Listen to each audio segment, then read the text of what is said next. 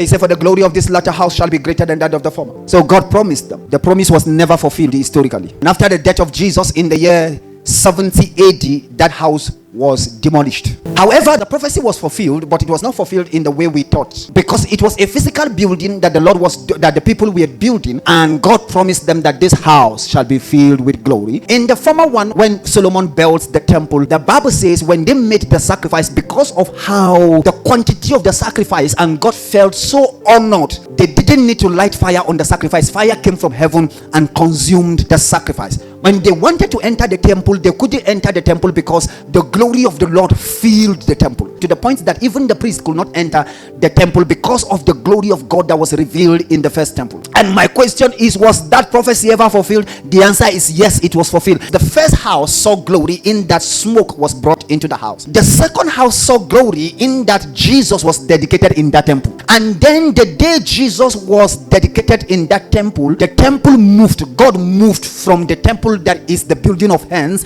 into the temple that Jesus was. So Jesus was the reality of the temple, while the building structure was the picture of Jesus being the temple. So the temple itself was the picture and Jesus was the reality. The temple was given as a picture, but the reality that will make the glory of that house to be greater was the person of Jesus. So when Jesus came and they said, show us a sign, Jesus now said to them that, put down this temple. In the heart of Jesus, the use of the temple has finished, because why should you be looking at the picture when the substance is here? Why should you be communing with somebody's picture when you can see the person, talk with the person, learn from the person, enjoy intimacy and communion with the person? So Jesus said to them, this one that is a picture, pull it down, and in 3 days I will raise it up. When he said that, they were amazed and said to him, 46 years it took us to build this temple, and you mean you will rear it up in 3 days?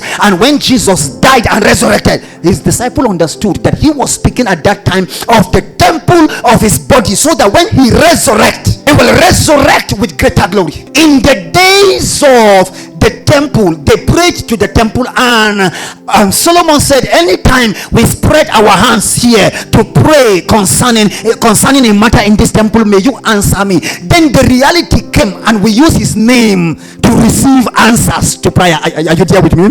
So in that time, if you needed answer, you need to travel from wherever you are to go to the temple. Now a greater glory came, that the temple can be everywhere worldwide at the same time, that the Arabians can be in the temple, the Nigerians can be in the temple, the Americans can be in the temple, the Kenyans can be in the temple at the same time, making requests at the same time. And a name has been given, that when we call upon that name, it doesn't matter the crisis, for they that call upon the name of the Lord shall be delivered.